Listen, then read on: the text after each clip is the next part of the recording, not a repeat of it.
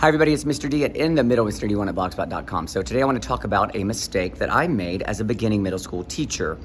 When I first started, I would go through the syllabus, go through all the rules, go through all the consequences, tell the kids how I wanted the class to flow, etc.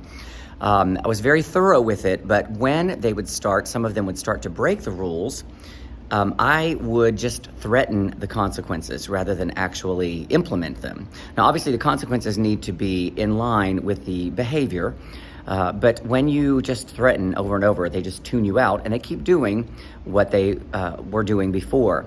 So one quote that has guided me through my career is that people, and this is everybody, not just kids, people change when the pain of staying the same is greater than the pain of change. So if we think of that on the daily when we are in the classroom trying to decide, is this classroom today is the class going the way I want it to go? And if not, why not?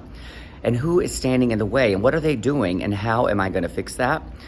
So that's when the consequences come into play and you implement them. Of course, we correct in private, we praise in public. That's another guiding post for me and my philosophy in the classroom. So these are some things that I hope will help you today, and we'll be doing more videos like this. Have a great one.